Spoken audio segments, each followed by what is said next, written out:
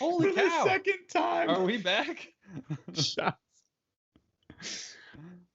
Okay, so apparently due to a technical difficulty, we were scheduled to be live at 8:30, but we're here now. Welcome. we're stoked. We're excited. And we're live again for another episode of the Burly Fishing Podcast. And we have a very special guest for us tonight. We have Ethan Duvetter. And Ethan goes by Online Outdoorsman. And if you guys noticed, we did an Outdoorsman episode last week with Extreme Outdoorsman. And he was also from Michigan. Ethan's from Michigan. And he lives 20 minutes away from me, which is insane. We just found this out. Both of us were very surprised about this week. So, Ethan, how you doing, man? I'm doing good. Again, I'm going to say it again. It's past my bedtime. It's actually even further past my bedtime this time around. And I'm getting a little sleepy, but I'm hoping you guys can bring the energy to wake me up. Additionally, we're not very far apart, so I hope that we can go fishing soon. We're gonna bring the energy. We're gonna figure this out.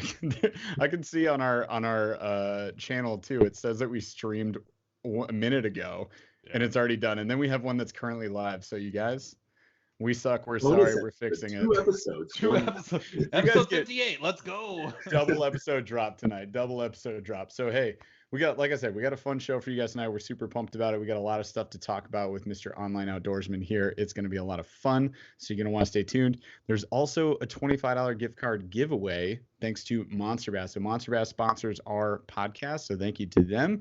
And that is good for anything on monsterbass.com except for the subscription boxes. But that includes just about everything. Like, I don't know, Burly merch, hats, shirts, also tons and tons of tackle. So whatever you guys want, we're going to draw a random winner from chat at the end of the show. Oh, there's a new chat. That's why I'm not seeing chats. Hey, there we go. We're back. So we got the new chat set up. Anyways, so yeah, we're going to have a fun show tonight. If you guys like the video, you like the lives, you like any of the stuff that we're doing, be sure to smash a like on this live and share this with your fishing friends. Like, the more people, the merrier. Bring them into chat. Makes it a ton of fun. Helps us up the giveaways. We can give away more stuff. You're supporting the show. It's fantastic. We appreciate you guys. We got a really exciting thing that we announced last week that kind of blew up on us. We're kind of surprised about this, but I do want to bring up the shout outs have already begun. We've got memberships now. So Burly Fishing memberships, thanks to YouTube. We've got 3 levels you guys can join at for $1.99. We've got the Burly Bunch Elite. At the $4.99 level, we got the Shark Deucers. You guys know the Shark Deuce. And then we got the Snorlax Crew at $9.99. And a bunch of you guys already joined this. So thank you so much for supporting the show. You guys are fantastic. We got tons of bonus materials coming your way. We're going to upgrade those badges. We're already talking to our boy about that. And then we've got some new emojis coming in hot soon. And we're going to be dropping the members only live is going to be on a certain Tuesday of the month. We're going to announce that very soon. We'll be dropping bonus videos. There's all sorts of cool stuff coming your way. We appreciate you guys. Thank you so much for jumping on that. Shout outs go this week to Shark Deuce Levels. We've got Sports Freak 76, Mark Terrio, Storm Wells, Gregory Whitaker, Jeff Lauer, Pima 623, Bruce Wild, and then in the Snorlax Crew, we got Brozino Fishing, Chris Shue, the man, the myth, the legend himself, and Jeff Kane. You guys are so fantastic. Thank you again so much. I just wanted to take the time out of the show today to give you that shout out. You guys are awesome.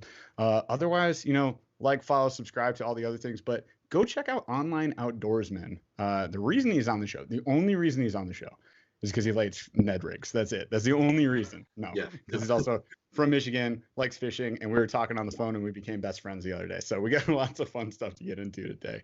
But without further ado, I think I covered all the intro. Yeah, Paul? Did I do my job? Did I do it well? Yeah. This is the second time I've introed the show tonight. No, we're good. You did all right. I think it's getting better every time. The first one was better. I'll be honest. Anyone that was on the show earlier, that was so much better. Ooh, this is bonus garbage, content. but Hey, it's not my fault that YouTube messed up. All right. Jaws is just making excuses. So nice job on the intro. Good. Oh. That's great. That, This is fantastic news, Chaz, because now it doesn't seem like we're talking to a ghost. But also, we're gonna save the other intro, which we'll edit out for like our recordings. That's a bonus video that we're gonna drop on YouTube for you guys on the membership level. So any of the members, you're gonna see that. And PPPS, last thing, if you guys want to support the show in a different way, you can always drop a super chat. which is a way to drop a donation in chat. And whatever question you ask, whatever you put in there, we will highlight that. We will focus on you. We'll make sure that we ask that. If you want to grill online outdoorsman, that's your shot. That's what. Now's the time. Right, let's roll. All right. So we're going right into the Q of the D. I'm skipping whatever Jeff was going to talk about. We're going right into the Q of the D. I know y'all been waiting for it. I was going back and forth on which direction to go with this. Sometimes I go fun, sometimes I go serious.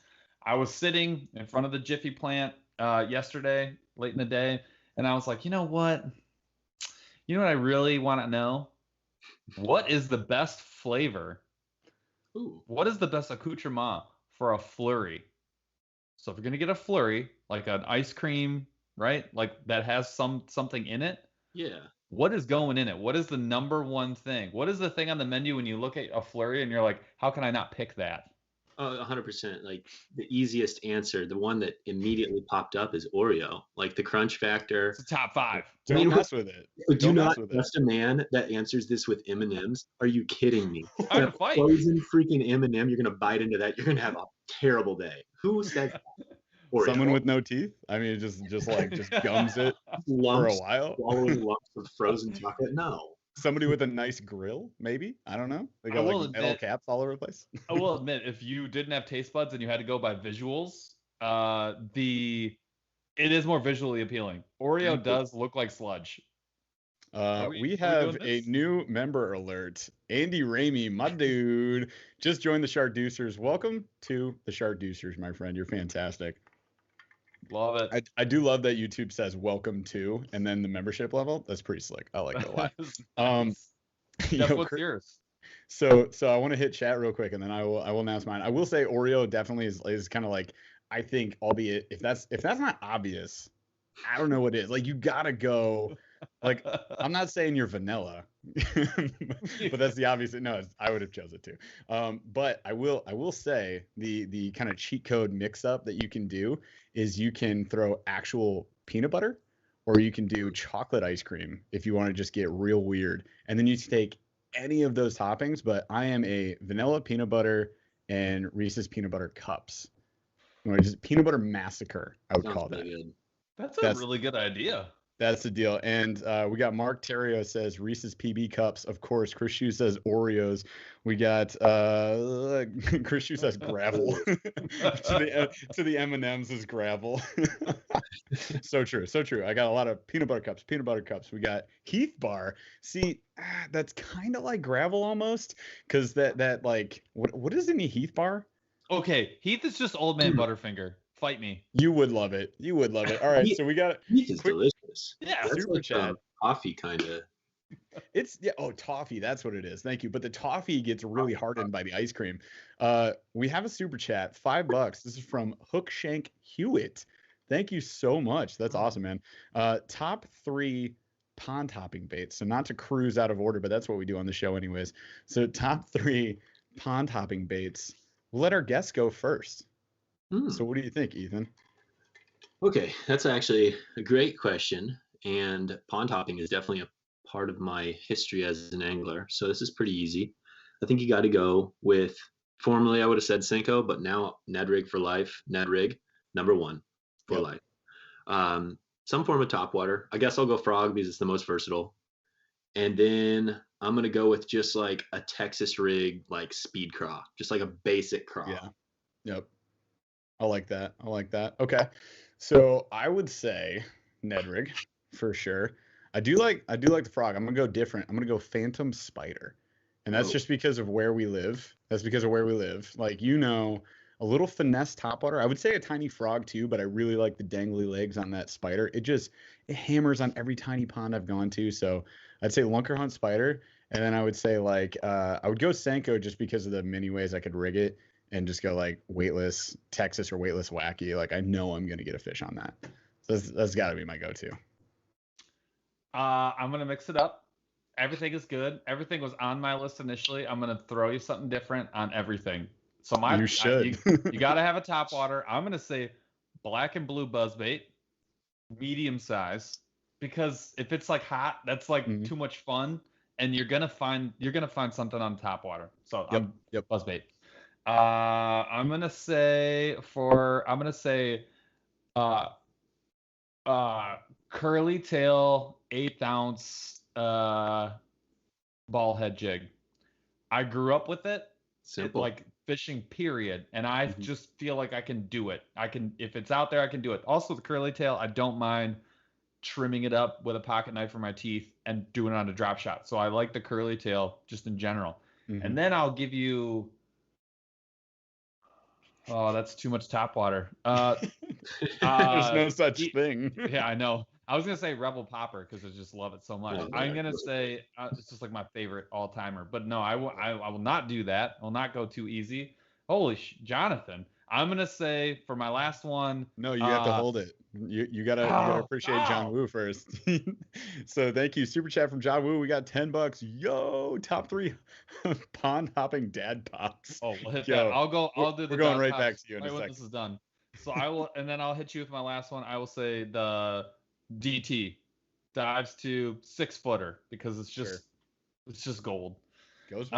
I'll hit the top 3 pond hopping dad pops. Chaz is having one right now. Bud Light. I don't care what anybody says. It's right in my wheelhouse. Number 2, I'll go Bud Light. Super good. Right in the wheelhouse. And number 3. No, I know it's the same one. I'm sticking with it. Hear me out, dude. Number 3. Hear me out, dude. Number 3, I'll go Bud Light. I'll tell you something. When you're pond hopping, you cannot stick me with like a Sierra Nevada quadruple IPA. Don't hit me with anything heavy. I want to have 33 or 0. And I don't want to feel super full and uncomfortable in the daytime sun. So no. Where is homeboy going with this? Did his Alzheimer's kick in or like what? No, it's not gonna happen. So yeah. All right, Ethan, guest, go. Top 3 dad pops. Well, first off, I'm not gonna list this, but I am gonna just shout out a beer just because it's a really good beer, and that's what I'm happen to be drinking right now. Elk Brewing PB&J. Oh, yeah. This is not my top 3 dad pops though, but it's delicious. It is delicious. Great for when you're sitting inside talking to the computer, talking to friends. But when you're out in the heat of the day catching fish, I mean, Paul's kind of onto it, but he has the wrong beer for all 3 actually. I think you got to go with. If you are in Michigan, you got to go Labatt Blue Light. If you're not in Michigan, go Busch Light, because those are the top 2 light beers of all time, better than Bud Light. And then you got to throw a little bit of that fruit action in there. Throw a little Leinenkugels action, potentially summer shandy. It's delicious. Fair. Upscale. And then let's see. I think Chaz was right. Like I don't think you want to go too hoppy, but an all-day IPA in the rotation is an okay beer to mix in because it's delicious, and Founders is right down the road. So yeah, that's every 5th one you can 100%. You can dabble. If you bring 10, you're gonna just hurt. You're just gonna do this. How you boys doing? That's a move I can get down with. Though. I'm gonna bring 10 all days. Position A, position B. That's where, like, out of nowhere, Paul brings out a folding chair from his boat, like inside of his Hobie, just goes to the shore, pops it with one hand, is like, this is where I live now. Like every time. Oh my gosh. All right, before I answer, Paul's improved clinch knot, formerly Sports Freak 76. I'm gonna drink half of whatever's left. Oh my god. So we just had a member, Sports Freak 76, just renamed himself Paul's improved clinch knot, formerly Sports Freak 76. I love that so much. Thank you. You're not worthy, spelled correctly there, to be in my presence. Bow to my strength. Right, I feel like I have to justify this comment. So I don't know if Ethan, there's been a better just comment. So you know, ever. I know I look like I'm 33 going on 34. I'm actually 73. And it bothers me when people like, get down on the clinch knot, because I feel like 22 billion fish have been caught on it, and someone's like, "Oh, it doesn't work anymore." And I'm It now actually stopped working in it's like the '94. spinnerbait, you know, it's like no one like, well, it's coming back, but a spinnerbait like was like, oh, chatterbait or bust, and now Only if it has 4 blades, bro. That's the only way. All right, so that's awesome. Hold on. He did not help his case by answering single tail curly grub. Like He did no. Have you not noticed that He is everything an he old says is like what your grandpa would say? Like if you ask your grandpa the exact and same Rebel questions, Popper was my alternate. Rebel Popper was the other one. It's like I'm just curly tail grub. clicking now. Okay, I He's got just it. thinking- I'll let you go now, Jeff. Sorry. He's like, when I was pond hopping in '74, like this is what I was throwing. Like that is what goes through Paul's head. I swear to you. Oh, that's good. All right. So, top 3 pond hopping dad pops for me. I'm going to go against everybody here, and I will immediately start with a two-hearted from I Bell. thought you were going like chocolate milk stout, like oatmeal stout. Hit me. The sun is out. Like you can't have a stout when the sun is out. Like it's That not is allowed. true. It's absolutely against the law. So yeah, Sun's out, stouts out. Is that going to be our? no. Is that our next? Stouts away. Sun's out, stouts away. Like you can't rhyme it. It's terrible. So yeah, two-hearted. The Bud Latte is the all day, you know, we just want to chill and not get extremely hammered, because the two-hearted comes out later. Like when you're like, all right, we gotta go now. That's when the two-hearted comes out. The Bud Latte is a good one. And then I will throw out a fruity beverage, which is the Rubaeus, and that's Fountains. So Rubaeus is just something I could drink so many of, and it's actually like 7%. So it's you gotta be careful because it tastes so gosh dang good, but it's just like a raspberry wheat ale. It's delicious. It's so delicious. I love it. Great choice. Robbie Zambell says, I gotta show it. Two-hearted is some bitter stuff. I will censor that. But yeah, it's hoppy. It's an IPA. They're bitter, man. Like IPAs, you love them or you absolutely hate them. Nobody's like, yeah, IPAs, they're fine. Like, yeah, they're fine. Oh, see, and I hate sour ales. Like I feel like sour's more polarizing. Or like than a ghost. almost anything. Yeah, It's very. You're so. My gosh. We got another one. $2 from David Ellers. You the man. We all hit the BS. Hey, David. I know David. Yeah. David. Yeah. We're just talking like there's a lot of crossover between the peoples that watch us, which is so awesome, which is going to make this podcast so fun. But all right, so Ethan, you need to get Burly to try BFS. Oh, well, do you know what BFS is? Should I know what BFS is? I feel dumb now. Oh man, it's all good. Should I feel dumb? I didn't know what it was until these people turned me onto it. So Okay. you see this? This is a bait caster, right? Yes. But I've got a 1/16 ounce jerk bait, and this is clearly a really short butt here. This is a 5-foot ultralight casting rod. Oh, bait feeder spool? Monofilament. It's essentially a finesse bait caster. It's got a shallow, lighter spool. It's okay. Big trout guys, panfish guys, big for them. Got you. There's actually some pretty good stuff that I think you could work with bass on too. So yeah. Sounds I'll right let you up our alley. whenever we fish. Which we're gonna do very soon. Absolutely. Oh, we got another thing. Chris Shue with the $5. You're awesome. This is dude. how Come the on. show gets to an hour and a half. We This is love why it. we haven't I even love hit the it. show me at all. All right, we did get through the Q of the D, so we have made progress. So he says, so what's your biggest fish of the year so far? And Paul. And off of what bait? Jeff, Paul, Ethan. I feel like he made that little emoji smirky face at Paul because he saw Paul's heartbreaking loss, which I also just posted on YouTube stories. So my biggest, you guys, was a 4.5 pound largie, and it was on a June bug turd tickler rigged upside down, which I told Ethan about already, and he already knew about that rig.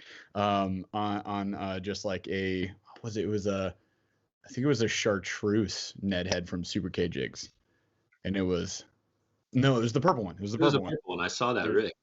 Yep. It was the all purple rig, just purpled out, and I tossed it under a tree at like a very steep bank, and it was probably like 14 feet there, and I just let it sit, and like big old Bessie just came up, snapped it, and then she just laid down. She was like, cool.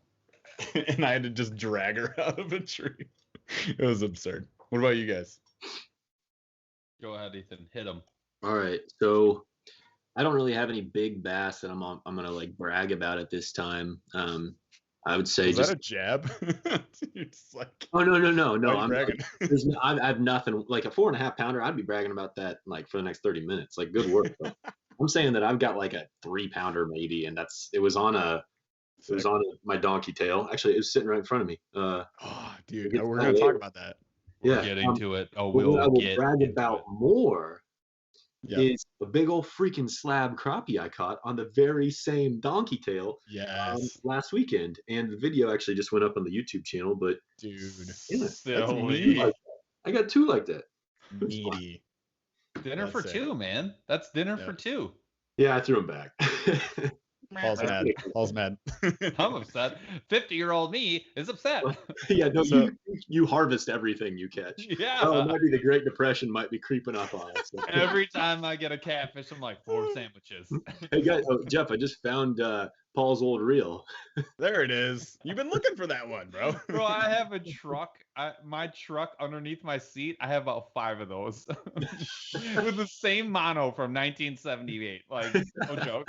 Still holds up. Still holds up. It's stark white. All right. Yeah. I'm gonna answer.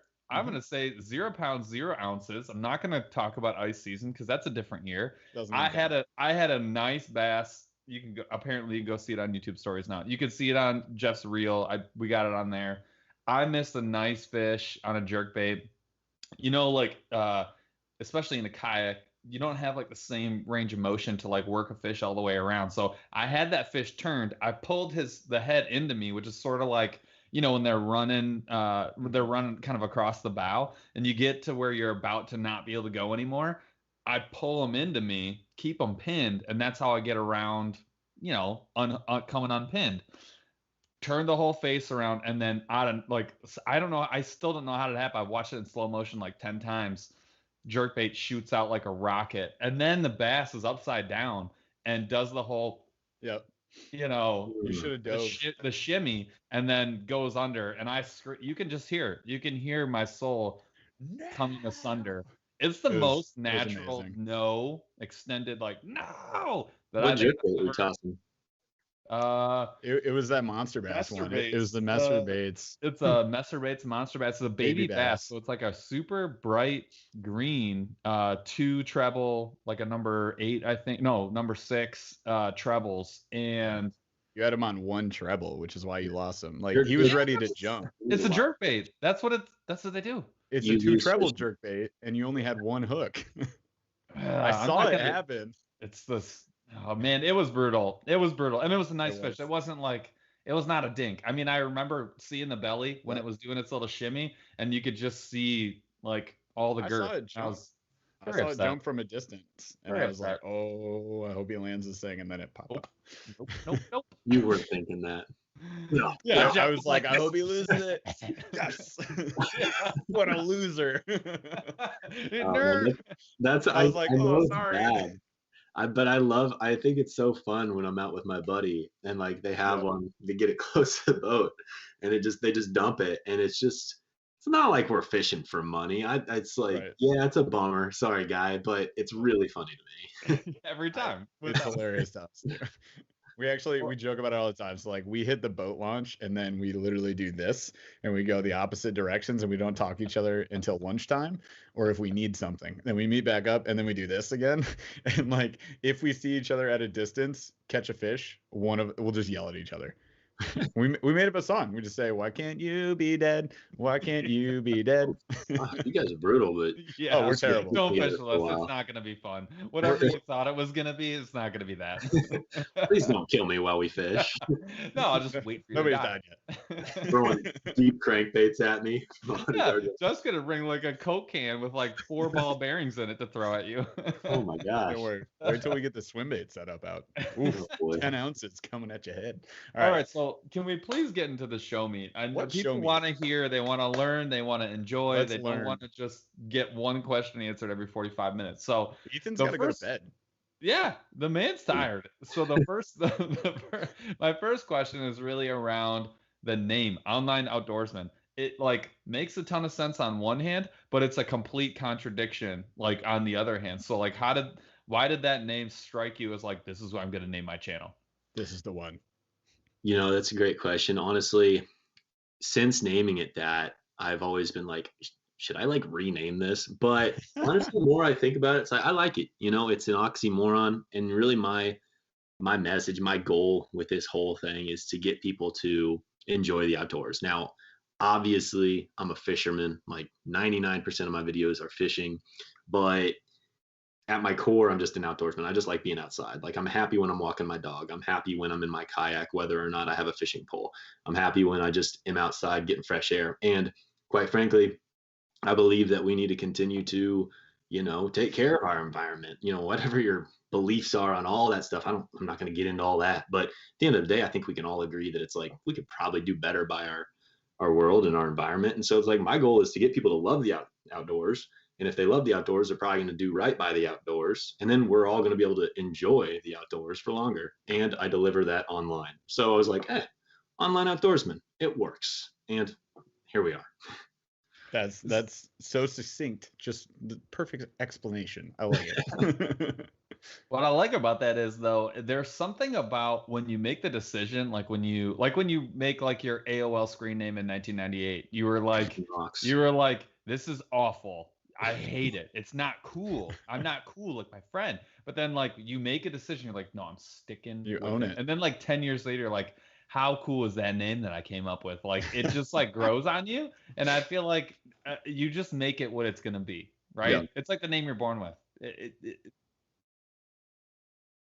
Yeah, F7 Sandman. You may have hated it when you first made it because you didn't think it was cool, but now you're like, this is mine, fight me. I think it's awesome. And it becomes awesome. I like that a lot. I think that's really cool. But then you changed it to Chaz. Well, no, I did. I changed it to Chaz. So the next one is like, how long have you been making videos? Like what's like from day one to today? How long has it been that you, because you've been fishing for a long time. Yeah. So I'll answer both those questions. One, I've been fishing since basically my friend group started being able to drive. So like 15 years old or whatever. Farm Ponds, Kansas. That's how I got into it. But as far as how long I've been making videos, it's actually funny. I first started making videos in high school when YouTube was like really early in its infancy. Like YouTube fishing videos were not really a big thing. But I watched guys like John B. He's like a freaking kid walking around, and then others. And I was like, this is kind of cool. Like I'm gonna start recording my catches. It was just hot garbage, just trash. Like, it was just so bad. And YouTube wasn't really cool yet. So I was 16, 17, 18, I don't know. And I kind of got anxious about what people might be thinking about me because I'm at the age where like, I care what people think about me too much. And I deleted a lot of those videos. I got away from it. I proceeded to do a lot of other things with fishing, a lot of other content type stuff.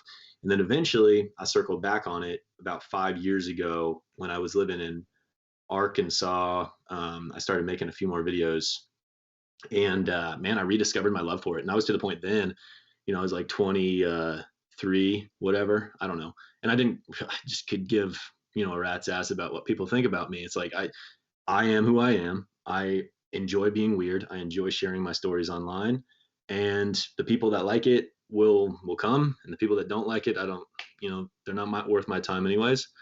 And so that's when I started doing it, and then I just kept falling in love and more in love. And now it's like, man, I'm just like heavily addicted to it. It's so much fun. I love the engagement with the audience, the people that come to my videos and comments. Like I've gotten to know so many of these people, and it's just incredible, man. I love it. That's awesome, man. And while you're telling that, we had 3 donations here, so we're gonna hit those real quick. So, dude, great though, because I remember talking to you on the phone, and you're like, dude, I started like YouTube like when John B did, and I was like, oh, bro, we could have had you on your podcast, and you would have had like 4 million subscribers. What the heck? You ruined everything. I'm kidding.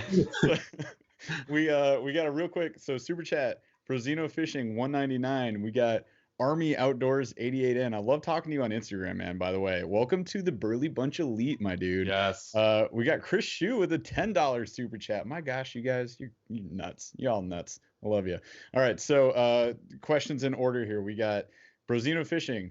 Paul, what are the top 5 Instagram handles? Top 5? Why haven't you changed your Instagram yet is what the people are asking. That's actually really fair. So we demand it. It's actually written down, and it hasn't happened. So, Camera Guy Paul is going to be my new Instagram Paul handle. Gotta be it. I need to announce that. That needs to happen. So Ethan doesn't understand. So we joke all the time because when Paul and I go fishing, he just takes all my Instagram pictures without request. He just does it. He's like, "You're welcome," like just here's your gift. You're welcome. And I started jokingly calling him Camera Guy Paul, and we just stuck with it, and we just keep saying it. So that's like my loving nickname of him, because he does take fantastic pictures. Anything you guys see of me on Instagram that's not held like this is Paul. It's Paul taking, except for the swim bait hooligan shirt from the today. That not me. That was my wife. Camera lady Burly fishing. But anyway, so Camera Guy Paul's got to be the one. But top 5 handles suggestions. I cannot give you top 5 handles. Don't even go. I really can't. I wish I could. I'll they think were all about over it, the place. But my word, that's a good question though. I really wish I had. Like I wish I had the soul for that answer. I just don't have it. We got to go back and rewatch that. Or also you have to just change your dang handle. All right. So then Chris Shue, others doubt, but I have a gas grill on my yak. Love it. Nothing like pulling up on the cove, dropping anchor, and grilling hot dogs. What's your weird boat accessory? I love that so much. And I totally believe it because we've cooked things on our kayak before, and you can do all sorts of stuff. Like what's the freaking grill you have that we boil water and stuff on? What's that called? I'm blanking on it so hard right now. Wait, that I boil just like a jet boil or like a? Yeah, the jet boil. Thank you. Sure, I have a MSR stove. Yeah, those are great too. But I love that you have like a gas grill on there. That's fantastic. What's like a really weird accessory you guys have? I'm trying to think.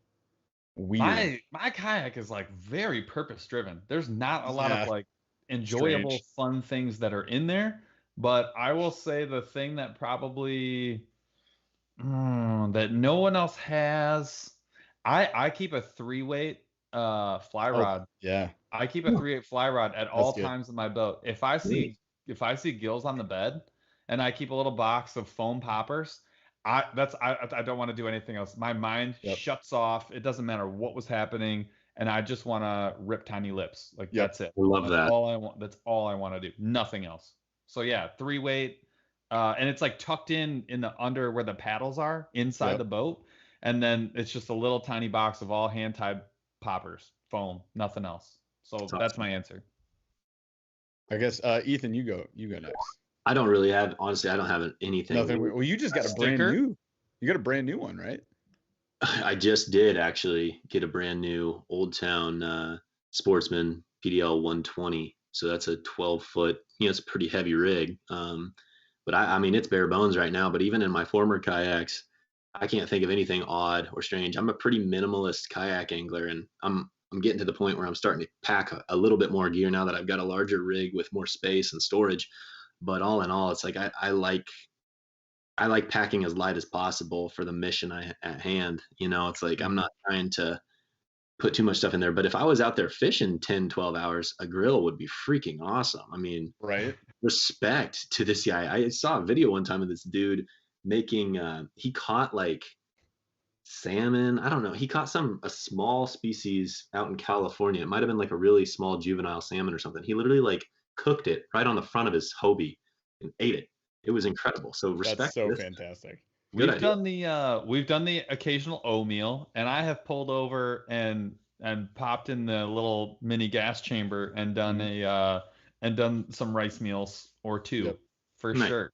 I'll be honest. If you fish with us, it's going to be long. It's going to be a long time. I like long trips. It's just I'm a squeeze trips in when I can guy, and we do too. Yeah, trip is 1 to 3, 4 hours. Unfortunately, I would love to fish for 10, 12 hours. I could do it. Yeah, we kind of do it on the rare occasions. Like the 10, 12-hour days, well, they're definitely more like 12, 16-hour days. Those happen when we go camping because we're just like, we're here. We normally only get 5 hours and then we rush out of here and like everything feels rushed and terrible. So when we go camping, we're like, cool, you up? Let's go. And then we just get on the water and stay there forever. Real quick, we got to call out the Snorlax sticker, man. Like the weirdest thing I would say on my good boat call. that stands out is the Snorlax sticker. So like we named our Hobies after an amazing Pokemon that just is gigantic and sleeps. I did because I had a excuse me. I still have an old town Vapor. 25 or 25 pound 10-foot. It's the phenomenal kayak, and so I took it out on the maiden voyage, and we were like joking around, and I don't know how it happened, but we ended up naming it Vaporeon because it's called the Vapor. I don't know, it doesn't weigh anything, and so we named it after a Pokemon, and I was like, yo, I'm gonna get a Pokemon sticker and slap it on the side, you know.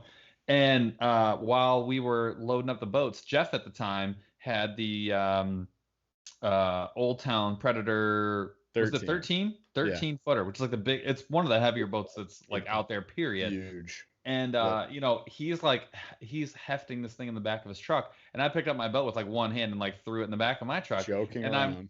I'm like watching Jeff like on his 12th ratchet strap, and I'm like, Jeff, look what I can do, and I'm like twirling around like with one hand, and then I just named his boat Snorlax because it was the exact opposite of what I was rocking. Whoa. And now, well, I named it Snorlax we have because the you video. named yours Vaporeon. We have the video. No, we don't. If we do, I'm correct. But anyway, so that's how like the top tier of our membership is named the Snorlax crew, because that's what we named our gigantic boats. I digest. All right, moving on. What else we got? So my next show one meet. We have show meet still. We do have like literally too many hours of show meets. So I want to talk about a little bit about so the finesse fishing is obviously like, well, it becomes obvious if you watch your channel or you know get down with your company and that whole thing. So like, tell us how how much of the fishing that you do ends up being finesse fishing, and how much, like, when do you pick up the frog and stick, right? Mhm. And like, how did that become like your kind of, I don't want to say like your deal, but like, when did it kind of become like your desire to fish that way? So yeah, this one, I mean, I could probably answer this in a really long way, but I'm going to try to keep it simple because there's a lot of factors involved in how I fish. Growing up in Kansas, I fished a lot of pressured waters that were not very good. And so I kind of got to the point where it's like, okay, I was always looking to finesse fish a lot, and I was always kind of leaning into Cincos and that sort of thing. And, you know, as a person who started out in the back of the boat too, you know, I was always a tournament angler, but I did like fishing out of the back, whether I was fishing on a team or fishing on my own as a co-angler. I just got to the point where it's like I gravitated towards finesse, and then it became my comfort zone. I like slow moving things. I like that methodical presentation. I'm super impatient, so it doesn't really make sense. Like I end up using this stuff way too fast. Yep. But it just kind of clicked for me. So then all of a sudden, fast forward to when I got exposed to the Ned rig, which was when it was called the Midwest Finesse Rig. It was an email list of 100, 200 people from Ned Katie. Finesse TRD did not exist. It was a Z-Man Zinker Z. People would cut it in half, or a Strike King Zero. People would cut it in half, and they would put it on the old Gopher tackle, 1/16th, 1/32nd, these small jigs. It was stuff that nobody in the bass industry talked about, like literally no one. Okay, so then I pick up some of this gear. I start fishing with a little bit. At that time, I was hand pouring plastics. I made a little 3-inch Stingray grub. It's like the old school deal. I started fishing this Ned rig, or Midwest Finesse rig, and I was like, dude, this thing's hot. Like, big fan. Catching way more fish than I ever had in my life. Like, going out in tournaments and catching 40 fish out of the back of the boat, while the guy in front of me, he still pulls in a few, but he might catch some of the larger fish, but I'm catching way more. And for me, quantity was a huge pro. So then I just like fell in love with it. And now I'm to the point where it's like, sure, do I love jerkbait fishing? I love square bill fishing. I love all the big stuff. I like flipping a jig, all that stuff. But to me, I just gravitate towards my comfort zone and towards the things that I just fell in love with at an early age. And in addition, I just mentioned the fact that I'm getting out on short trips. So for me, I'm more interested in catching fish than I am like hunting the 5-pounders. Like, as great as that would be, I just simply don't have the time to do that. So that's kind of how it is. But I don't know. I'll always be a light line fisherman at my core. Dude, I love it. It's definitely something like I'm super impatient too. So I was surprised when I started loving the Ned rig, but I do fish them a little differently than you do. And we get to that after this. Gregory Whitaker with the $5 super chat. Thank you so much, my friend. He has Burly. Yeah, there we go with the second. We're ready. Still getting up at 4:30 tomorrow? Still happening, right? I got to work out. Yeah. Okay, well, deal. It's worth it, man. Make it happen. So Gregory asks, Burly, how slim are the slim fit shirts for $25? I wear an XL. Should I go bigger? No, they're just fit right, man. I promise you. Paul's wearing a medium right now. Yeah, go squeeze into that medium, guy. Trust me. Large, bro. Yeah. Go for the medium. Go for the medium. No, man, you'll be fine with the XL. You're good. Yep. If you normally wear it, yeah, it's the same. It just fits better. And they're super comfy too. Like we wear them all the time. I love that. 10 out of 10. Would recommend. Am wearing. So my next question is, what's your you're a multi-species angler, right? And we get to see a lot of that on the channel, which is not something you see because so many people, bass pays the bills, right? We talk like everyone is bass paying the bills, right? That's what people want to see. That's what people get excited about. You're lunkers only, right? Just long arm that. Yeah, I did. That's You're how, just that's practicing how we your do it. long This arm. is my 9-pounder. This is my 9-pounder. As an also, like, I'm really passionate about catching other fish. I think it is more fun than targeting bass. Tell me about a little bit about the thing that I've struggled with is, Jeff and I are always fishing for bass. It's the content that we end up with, and it's pulled way back on my walleye season. I don't even think about the walleye opener anymore because it used to be a big deal. Now it's like I don't even, it's this weekend, How do you kind of make the call to be like, today's the day that I'm not going to target bass and I'm going to go for crappies, or I'm going to go for cats, or I'm going to, how do you sort of make that call when you're going to go fishing, especially on limited trips? Man, I appreciate that question. That is an incredible question because I don't know the answer. Quite frankly, a lot of times I don't know what I'm going to do until I get there. I just fish. I want to have fun. I tend to bring 3 bass sticks, 4 bass sticks, and then 1 ultralight or 2 ultralights. And sometimes it's option A is I'm going to go do this bass thing. And if it's not really going the way I want it to in the first 30, 40 minutes, then I'm going to switch gears. And that's just kind of how it is. But I don't know, man. It's sometimes I really, really want to get after a certain species. And what I've learned when it comes to this whole YouTube thing and all that, it's you can have this idea of what you want to get accomplished. It ain't going to work. I'm going to go catch trout on a gulp minnow in blah, blah, blah condition. No, you're not. You're going to get there. You're going to waste 2 hours trying to do what you wanted to do. So I'm just kind of I'm trying to just let the fish tell me what to do at this point. And do I get paid for, does bass pay the bills? No fish pay the bills for me, son. I got a full-time job. As much as I would love for this to pay the bills, it doesn't. So I just have fun. Yeah. That's literally our life every time we go out. So yeah, we have slowly learned that over the past year. Paul and I were talking the other day about our what our new adventures are going to look like and how we're going to structure it to, have that fun element with also educational, entertaining, and viewable on YouTube. There's this line that you kind of approach and you don't want to really cross over that line where you start doing dumb stuff, but you get up to that line, you're like, oh, you guys want to watch this stuff? Okay, cool. It's fun for us to make that stuff. It's entertaining. It can be educational. It's going to put you on fish, which is really like part of what we do is, and you and I talked about this, like we're all about those anglers just getting into it or getting back into it after a long time. And like, yo, what's going to help me catch fish? Like, am I going to catch the biggest fish in the pond? Maybe, maybe not. On a Ned rig, you might be surprised. But it's more about like, how do you keep the sport entertaining and fun?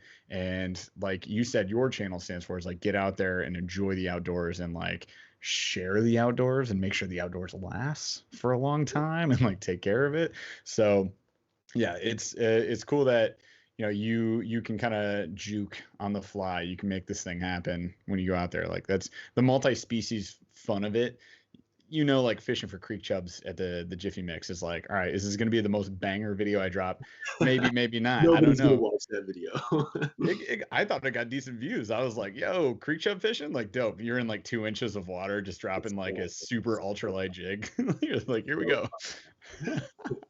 I loved it. So I love that video because it was 4 feet from my house, and I got caught doing the literally exact same thing. Like, You got caught.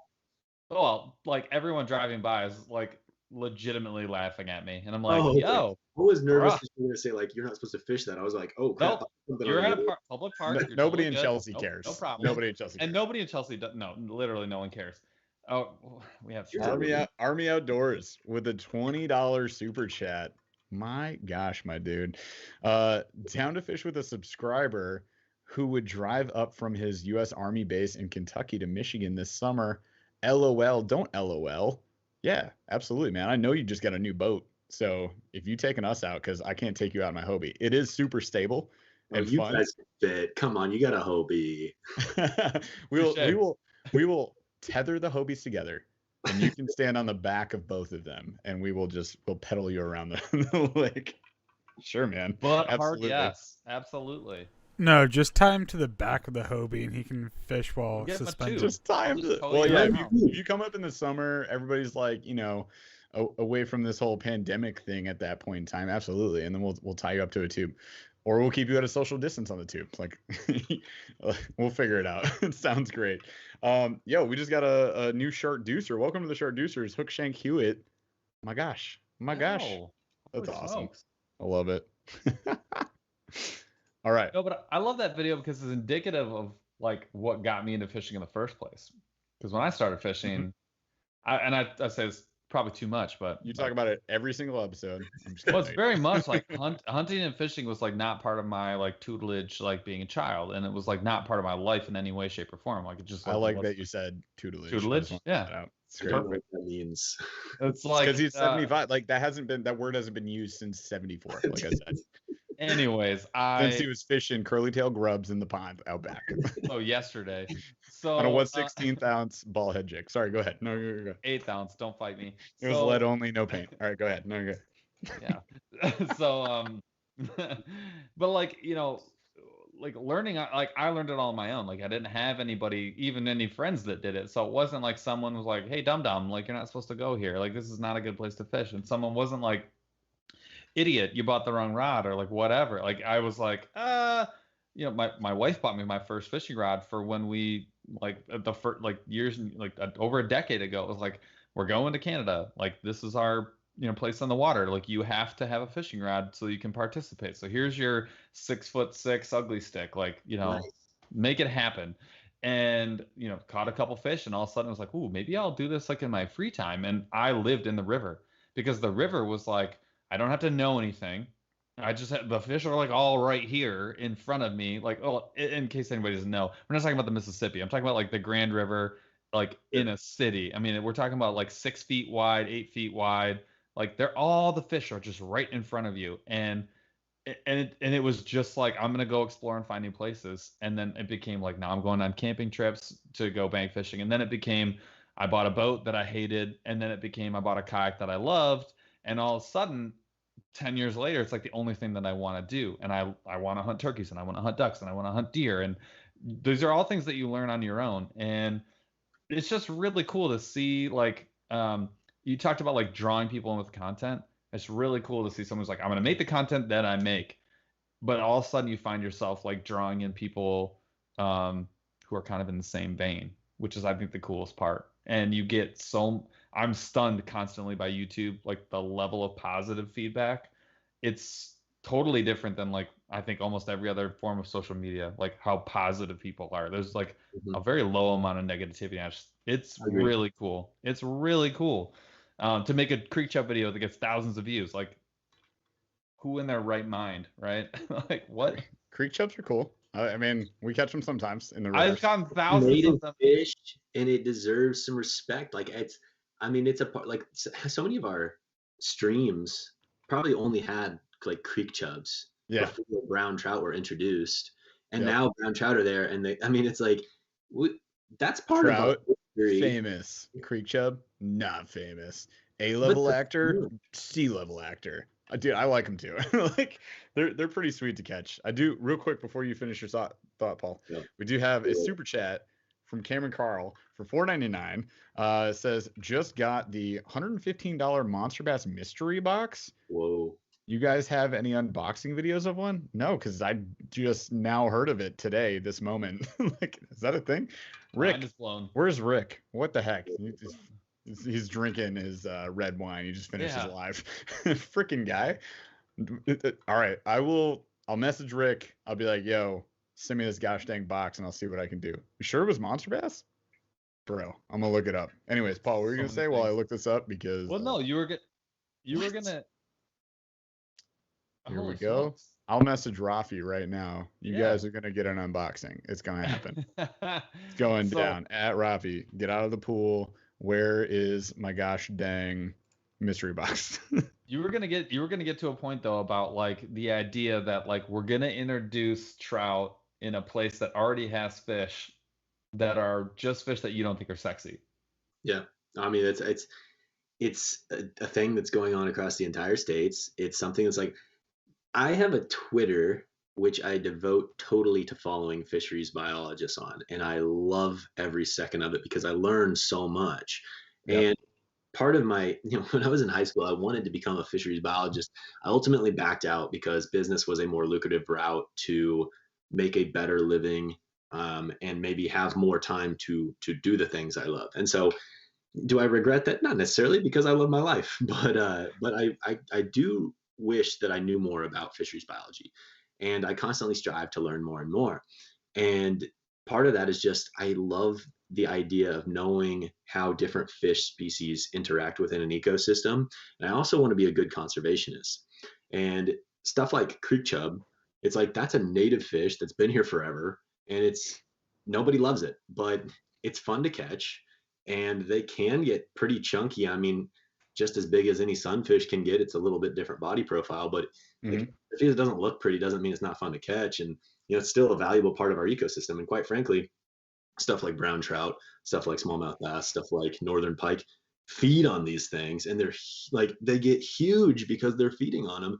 It's a great food source. And so it's like every piece of the ecosystem has a value. And I think as fishermen, we need to do a better job of becoming conservationists and better understanding all of those species, because quite frankly, we've got problems. Like, we've got a lot of bodies of water that are at risk, and it's going to keep happening. If we only care about bass, we're screwed. It's like hating shad.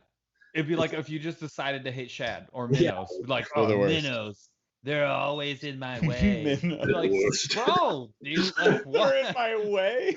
I hate shad. I lost your point. What do you mean? Like, the Asian carp are gonna like ruin everything. Yeah, but like you're gonna get upset about catching catfish or pike.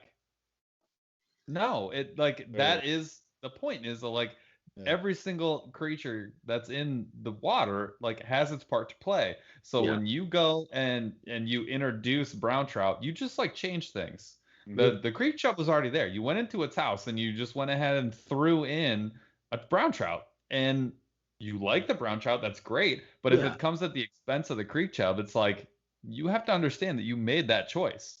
Well, and I do not mean to say that I'm against all stocking efforts. Like, I'm not saying that by any stretch. But I do think that there are things that need to be very much thought out more than just the economic value of that sport fish. So it's like, I mean, you look at brook trout. Brook trout is probably something that will be in a lot of places where it was once in great populations, it'll be extinct. I mean, it'll be gone. Michigan probably won't have brook trout for, in 100 years or whatever. You're right. They used to be in our southern part of Michigan more common. It's very hard to find them now, and you have to go further and further north. And part of that is climate change. And I'm not going to get into all that. I don't want people to like get mad at me, but at the end of the day, our waters are warming. They're becoming more silted in and deteriorated, less, fish cover, less trouty. And then at the same time, there's introducing species like brown trout, which outcompete them. Yep, because they're bigger and they're better feeders. But they're going to reintroduce grayling. But I did see that. That's freaking epic. I love that. So sweet. We're digesting. We're divesting here. There's a lot of talk about this mystery box. I'm seeing a lot of. Yeah. Do we know what this is? I didn't even know this was a thing. Chaz just pulled it up. Also, Chaz, your camera is flickering like crazy. I know. You're tripping me out. You're driving me nuts. Thank you. So, yeah, the mystery box guys, I'll figure it out. Don't worry. I know a few people who are higher up at Monster Bass. They'll know what they're talking about. They know what they're selling. Maybe. I don't know. They might not know what they're selling, but we'll find out. I'm gonna just ask, like, hey, is this just like all of last year's baits in one box? Because then that might be not a great unboxing. But once I find out what it is, it's just like, here's an unboxing of 2020. Here's dude, if it's just every box I unboxed in 2020, I don't know, maybe that'll be good. It's a lot of baits, whatever. So I'm frozen. Well, not on my side. You're good. Chaz, where the people will tell me, they'll hit me up if I'm frozen. Anyways, I'll get the box, you guys. I'll get the box. Don't worry. So we're gonna make it happen. Somebody did bring up, like, on the note of trashing fish, David Ellers brings up some people are like that with muskie, and I recall watching a disturbing video where some guys who were maybe bass fishing, I don't know if you guys saw this, caught a big muskie, literally grabbed it by the tail, slammed it down like on the side of their boat, and then threw it in the water and let it. Yeah, I'm not kidding. It's out there. It's out there. That is a video that happened, and then like two muskie anglers, like loving the fish, taking care of the fish, like, releasing it gently, doing the good stuff. They rolled up on him and like just accosted them. They're like, "What are you doing?" It's a disturbing video to watch. So I do caution everybody, if you don't want to watch it, it is on the internet. Which naturally means it's bad. But like that happens. Like, so they're just like, "Oh gosh, I caught a pike. Oh gosh, I caught a muskie," and they just kill it. Like, it's so frustrating because certain fish. The logic is that muskie's gonna eat young bass. Yeah. Like, come on, man. Like, do you think that if a water body was literally bass and shad, you think those bass would be big? Heck no, man. Like, there's that's an education problem, right? Yeah. Right. I mean, that's a problem of just not understanding. For sure. And I mean, I run into the same thing duck hunting all the time. I think duck hunting is like the most toxic thing. I love duck hunting. I hate duck hunters in general. Like, most duck hunters are cool, but like there's that it's like 20 or 30%. You're like, golly, like, stop shooting at literally me. Like, why am I having steel in the boat that I'm sitting in? You're stupid. That's your problem. Like, it's just stupid. And you run into it with everything. I mean, you run into it if you do like motocross, if you do knitting. Like, it doesn't matter what you do. Like, you're gonna run into people that you're gonna be like, why are your knitting needles so big? I don't know what the problem is. I'm curious about the knitting problem. I'm curious, very curious about the knitting problem. You have too many bins. Why do you have all these bins? Like, I don't know. I don't know what the problem is. All right, so we're already getting questions about the donkey tail. So let's get to that meat. I'm gonna switch. Guy's wearing his hat. He's got.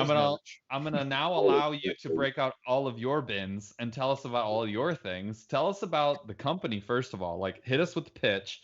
And then show us the goods, because I'm a recent follower, and now I'm going to be a problem on your page. Now you love me. Yeah. No, I appreciate it. Actually, all the kind words and even the opportunity. I want to just thank you guys again for giving me the opportunity to come out here. It's like, this is fun. Like, literally, you guys have an incredible thing going here. This is a lot of fun. So mule fishing is basically... Say it again and say it slow so people know where to go. Mule fishing, M-U-L-E, fishing. That's right there. There it is. That's my grandpa. It's a silhouette of my grandpa right there. So I named it Mule because my grandpa loves mules. It's like straight up simple. Like, love it. I also named it Mule because my goal with the company really is to create fishing gear that works hard for you. And a mule is known to be a really hardworking animal, and so it worked. That's so much more intentional. No offense to your name, but that's like the amount of thought that you wish you put into Online Outdoorsman. Yeah, I put a lot of thought into it, I think. Dude, that hits like 4 levels. That is legit. Yeah, I didn't think things through with online. I like my name. I'm cool with my name. Whatever. I like it too. Mule fishing. I love my name. I just like it means so much more when it's something to do with my family. Yeah. But the point is like I was not happy with what I found from a ultralight multi-species jig selection on the market, and I wanted something higher quality that rode through cover better, that had the colors I wanted and had the size hook that I wanted. The size hook was one of the biggest things, and the head design was one of the biggest things. So I love the Ned rig, and I wanted to recreate the Ned rig in smaller form. So the first thing that I came out with was a 1/80th, a 1/64th, and a 1/32 ounce mule jig. Tiny. There's a dude, I don't want to interrupt. There's a dude on this chat probably that is loving life right now because he's been asking for an 80th size. I think it's David Ellers. Every episode. Is it David? I think he just mentions that he has them. He's like, where can I get them? I want more. These are the best. So, there you go. Well, I will be clear though. This 1/80th, I mean, it features a number 10 hook. Like we're talking small hooks because the intention behind this is not for bass anglers. The intention is multi-species anglers. This is, I'm not saying that it won't work for bass because my gear is also bass gear. It's just that it's an ultralight or a light line multi-species jig and plastic company now, but it's going to hopefully be a total supply company in the future as I continue to hopefully reach my goals and continue to work hard at it. But for now, I've got those jigs, and then I followed those up with more of like the Ned rig sizes. So for people that like to use lighter line, which is more my speed, that's the route that I went. Now, if you are a heavy bass head and you want to use like heavy braid and medium or medium heavy rods, like this is too light of a wire hook for you, and I totally respect that. No worries. So anyways, the donkey tail is the newest product. It's essentially, it's a small swim bait. Looks like he's got a little rod set. Everybody's first ultralight, the Ugly Stick GX2. Okay, first of all, I run two of these. I run two of these constantly. Jeff, go ahead. David Ellers with a $5 super chat. So I just want to call that out. We're just cutting that in. He says, love the mule jig. It can catch anything from bass to panfish. The 1/32 ounce is my favorite size. My favorite plastic for it is a Euro Tackle Fat Assassin. I've heard good things. Yeah. Well, you got a plastic in your share too. But anyways, continue. Forget Paul's story. We're going back to you. No, it's good. I mean, like, honestly, I don't want to sit here and like be some sort of sales pitch guy. I guess at the end of the day, it's like I saw a gap in the market that I personally had a problem with. I felt that I could help people, including myself, catch more fish. And I've been working at it. And is it perfect yet? No, I'm learning. I'm a one-man company. I also have a full-time job. I also make these videos. Like life is busy in the best of ways. I hate being bored. I love being busy. And so that's what I'm doing. And then I think the questions that kind of spurred this was the donkey tail and another one, the donkey tail junior. So this is the smaller size. And is that 1.5 inches? Yeah, it's I'm gonna need that. 1.6 inches. That's awesome, man. So one of my biggest problems too at this time when it came to launching a plastic is like, obviously I've always wanted to launch a plastic, but one of the things that I had a problem with was there's no small like panfish type plastics that are high durability. You've got your certain companies that make the stretchy durable plastics. There's a couple of them that do. And I love those. Great products. Obviously, I'm a big user of stuff like Z-Man. Respect. But they don't make anything for people that want to catch something other than a bass or a speckled trout. There's no Mr. Twister sized Z-Man. Yeah, and so then I was like, I wanted to come out with stuff that's more for the multi-species angler. And that purple. Yeah. So I can get you set up with a few Pauls. You can try them out and give me your feedback at the bare minimum. But I don't need anybody pushing stuff, whatever. Just fish them, have fun.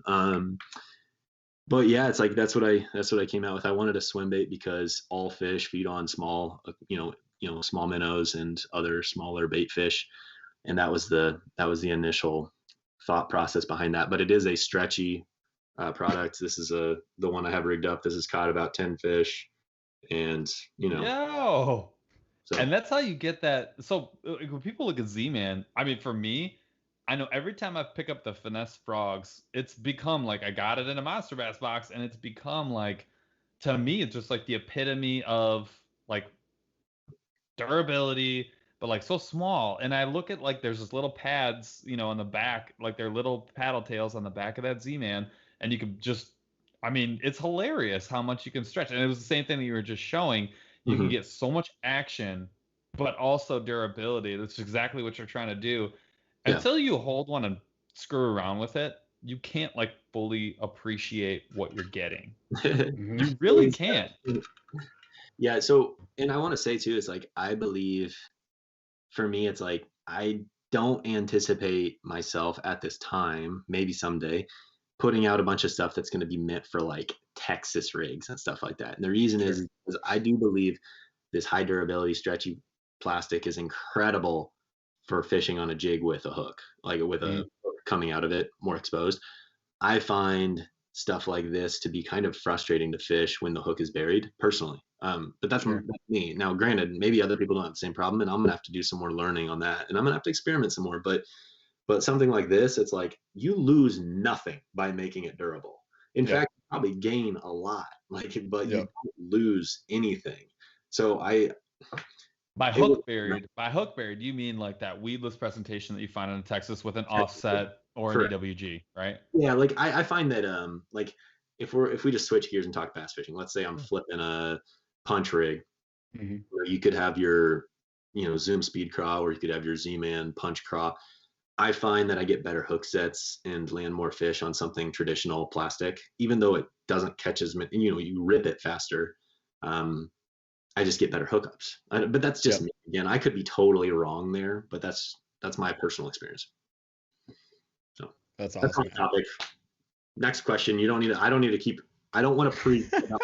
We're not pressing. About mule fishing. Check out my YouTube channel and check out mulefishing.com. Yo, give me a box that I can buy. Like, just give me like everything you just showed me. Like, just put together like a box, and I'll order that, and then I'll unbox it on the channel. That would be sweet, because I definitely want to fish that stuff. Jeff, I'll follow up with you on a DM, but I will tell you what I would recommend if you just want to catch lots of fish, all species. The 132nd ounce jig or the 164th is like everything. And then the Donkey Tail Junior is going to open you up to the most species. And I would say like I would say black, quite frankly. Black, everything eats black. You're talking my old man language, dude. Like, so Jeff and I were just talking about doing a video of like, because I run like my I want to talk kayaks. When we were talking about like what's in the boat, I keep 3 spinners, 3 casters, and I try and limit myself to that as much as possible. And my spin setups, I have like a flippin', like heavy setup, usually in the summer. And then I have, for frogging, because frogging, if you're gonna tell me frogging's not fun, like I'll fight you. You're wrong. And then I've got like honestly, my finesse setup has become almost everything. It's like a medium heavy that's like trimmed down. That's that Ducket Triad. It's if I could just have one rod, it would probably be that rod. But then I run a what's the brand of my ultralight? I'm totally spacing. Not St. Croix. It's not the Ugly Stick. The Ugly Stick of your ultralight is too sensitive. I like the Ugly Stick a lot, especially for the river. Fenwick. Thank you. Gotcha. Yes, I run that, and I run the 4'6", and it's the best rod. Yeah. Because it's nice. It's got backbone. And in the river for smallies, like I don't think I've ever had like more enjoyment, period. And I always, and the Rebel Popper, that little one it lives on it. It just lives on it. It's a cheat code. And you gotta watch him fish it. You guys gotta think about this. Like an ultralight 4'6" rod that's about as thick as like, I don't know, a string. And then he just hucks out a Rebel Popper and he just goes, it's hilarious. I run the jackhammer on it. Hilarious to watch. And then a fish blows up on it. It's so fun though. It's I probably run 4-pound on it if at all times. Like that's what's on it right now. Our industry is focused on tournament anglers, and yet what percentage of us actually are fishing for money? Like, that's what it's about, catching fish and having fun. Like, to me, it's like, if that's what, do you need the best setup for landing those fish perfectly? No. Have the best setup that's going to make you have the best time on the water. That's incredible. 3-weight fly rod. Dude, that's a whole other planet that people will probably never travel to. but it's a I got one on my wall. I need to learn how to. I need to fish it more. It's that's what we should. That would be a video. That would be a video that I would fly fish last year. We didn't fly fish enough. Like I think Paul in our videos, like he did fly fishing once, and he got busted, and it was on his birthday too. So like, yeah, he did get to shotgun a beer. Shotgunning. And he sucked at shotgun. That's a fact. Chaz, you're brutal. Here's my thing. Everyone's got their drinking talents. Like if you went through college when you were in your you know, I'm gonna say 21, but you get me. That time of your life, you learned that like some people can shotgun, some people can chug, and some people can play flip cup for like 6 weeks straight. I'm a flip cup for 6 weeks straight. I can do that all day. Cannot chug a beer. Can't chug a beer. Never claimed to chug a beer. Can't shotgun a beer. It's right in line with chugging a beer. Can't do it. You can make a mad bathtub gin. It's pretty fantastic. Oh man, I want during Prohibition. I want to hear about the Old Town, and I want to hear about your what's your traditional setup? Because I saw the Old Town episode and I was intrigued because I was actually on the fence going with the 360. It versus broke Paul to switch. It really hurt me because I used to run the Predator for days. paddle, and I loved it. That MX is a phenomenal, and anyone that has another kayak, don't think like it's all preference. Like kayaks are 1,000% preference. So it's cool. Whatever you run, I love. If you run unless you run less than 10 feet, then I think you're probably losing a little bit. But if you're running 10 foot plus, like it's all preference. And so yeah, tell me about that. But then tell me about the rig that you had before that you kind of like lived in before that. Okay, so I've owned 8 kayaks in my life, and 5 of which have been actual like fishing kayaks. So I'm getting to the point now where it's like I've got a pretty good idea of what's going to work for me, and what's going to be the best rig for me. But to your point, I want to very much start this off by saying there is no perfect kayak. There's only a good kayak for what you do and what your fishing style is and what your life is. Like, is the Old Town Sportsman 120 that I just got, or the Hobies that you guys have, is that a good kayak for someone that does not have a ton of garage space and needs to car top their rig? No.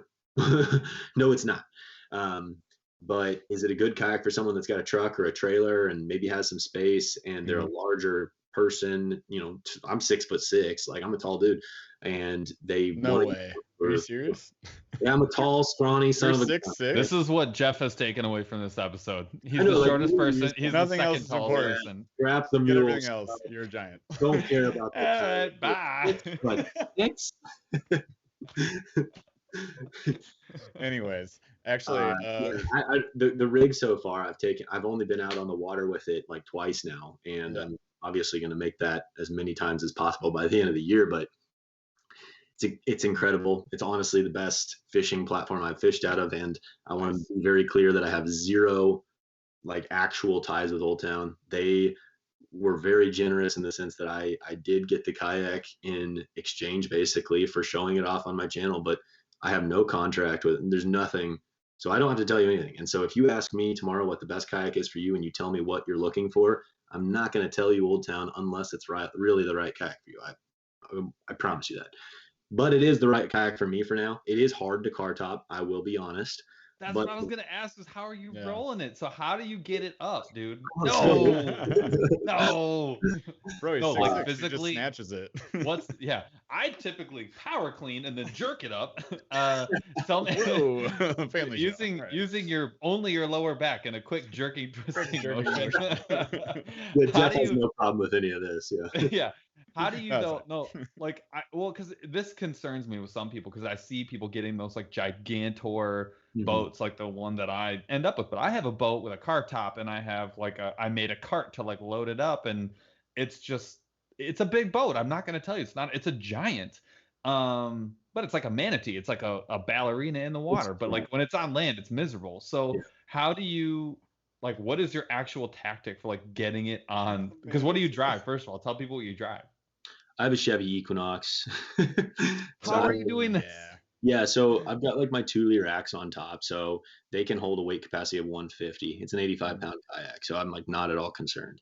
As long as it's strapped down properly, I feel good.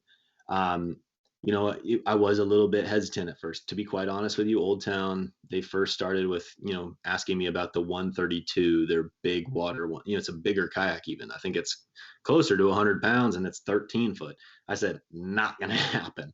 But I did think that this one would work. It's, I would say 90% of people shouldn't get it if they're going to car top it. If they have a truck or a trailer, like it's green light. But for me, I have only taken it. I've literally car topped it like twice. So, you know, take this with a grain of salt. What I've found with car topping is that you learn as you go. Like the first 2 to 5 times is going to be ugly as heck. Even if it's a light kayak, it's going to be ugly. So I've done the kind of the method of pick the son of a gun up, tilt it against the side of the rig, pick up the back and twist and push, and basically get it to where it's on that front rack and then slide it on. And it's been fine. And then just strap it with ratchets and I have no issues. Can you do that video? I'm like, I have full intentions of putting that on video. But again, I don't want to put something on video until I've experienced it enough personally to where I have the best methodology possible, right? Because I'm not going to go telling people this is how I car top it, and then no. Satire. You know what? I found that this worked way better. So this is why I recommend filming it now, because you can be like, here's what I did day 1. Yeah. Here's what I do day like 55, right? Like at the end of the summer when you do that's like 38 times, dude. That has value. Like I would watch that because I've watched. Bro, that's your TikToks. Yeah, it's all my TikToks. Just play it in black and white and play like 1920s music. Yeah, for sure. That's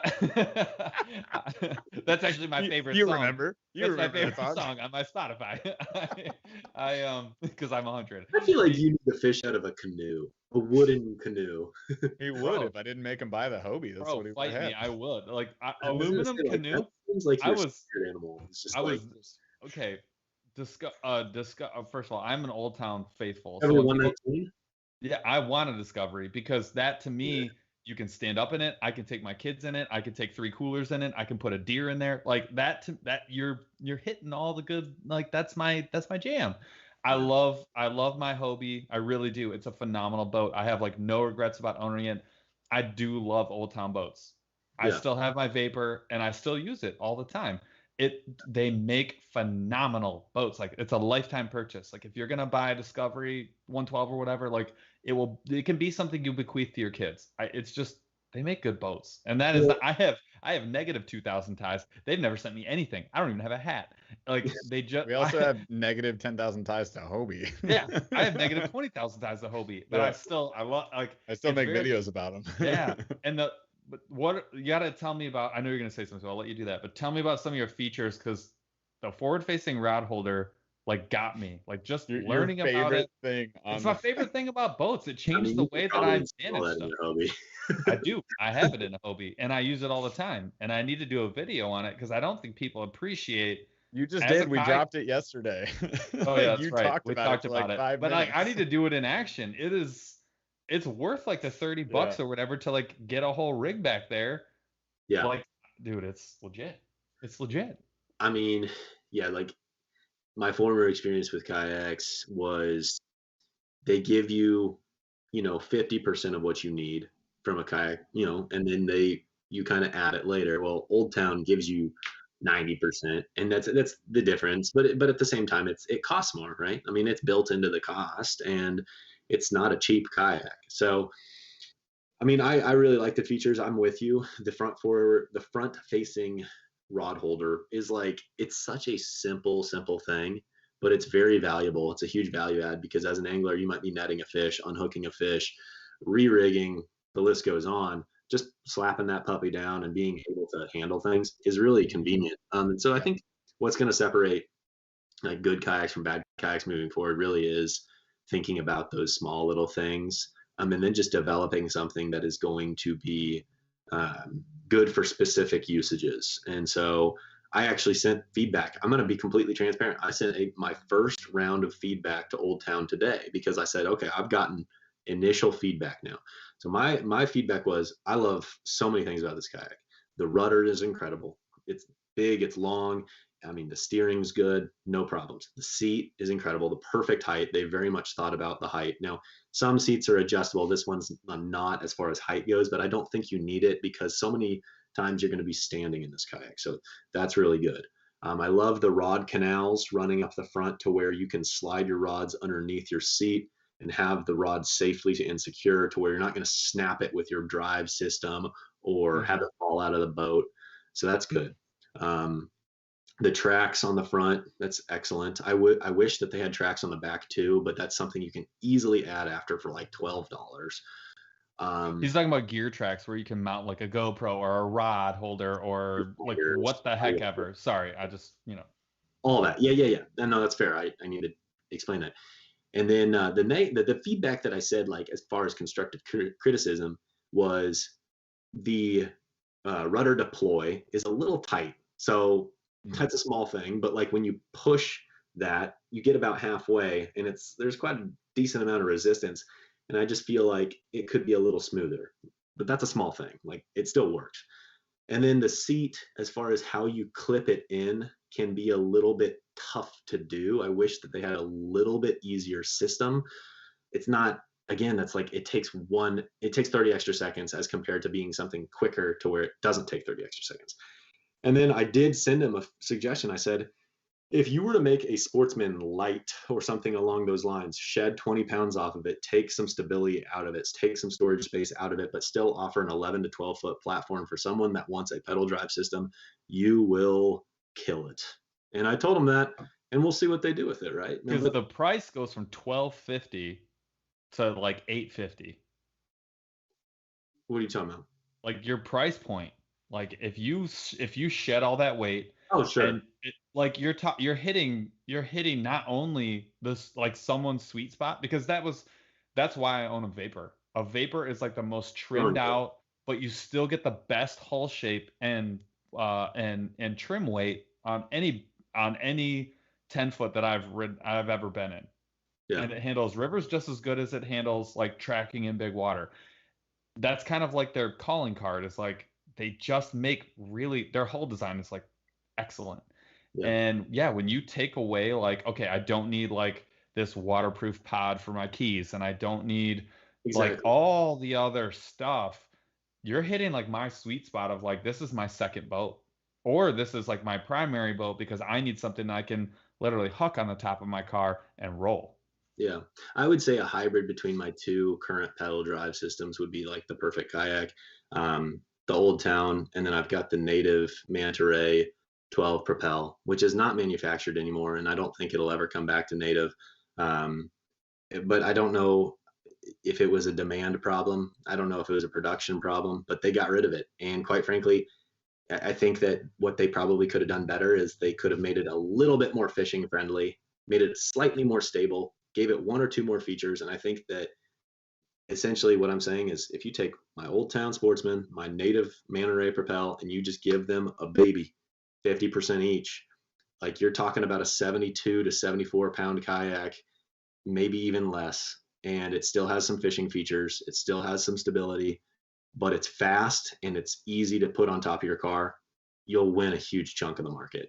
But that's my perspective. I could be totally wrong. It's such a preference thing, and it's interesting because like there's a level of interpretation that goes into these boats because they're stuck with the manufacturing processes that they have. So that's why like a lot of Old Towns feel like Old Towns, and a lot of Flints feel like Flints, and Vikings feel like Vikings, et cetera, because like the people that designed them, like they believe in like those core things, and their manufacturing process like fits right in there. Hear what Ethan Kayak Company would be if I launched one tomorrow. They'd be like, bro, make a heavy one already. Ultralights. Somebody's just like, I am 7'2" and 400 pounds. I need a larger kayak. And they'd be like, dude, and it has to weigh more. I need to be a 500-pound kayak. Yeah, this kayak is 1/80th of an ounce. All right, so chat is trying to commit mutiny and give away Paul's kayak right now, and they're demanding that it comes with dual cup holders and also your fly rod and a 3'2" ultralight. So. I would forget about the rod if I gave it away because it'd be like buried in the hull, and you'd get it's in there somewhere. The 2 cup holders thing, it's kind of a big deal. I don't care what anybody says. It's a big deal. So we're not gonna give away your kayak tonight, right? Nope. Was that the plan? Yeah. I don't. I wrote the notes. I wrote the show notes, and that's not in there. I wrote the show notes. Definitely not. All right, so you guys, we are gonna do a $25 gift card giveaway. It is to monsterbass.com. We're gonna get there in just a hot second. But before we do that, got a couple quick chats, and then we're gonna go speed round, and then we'll give you the green light, if you will, for the giveaway to commence.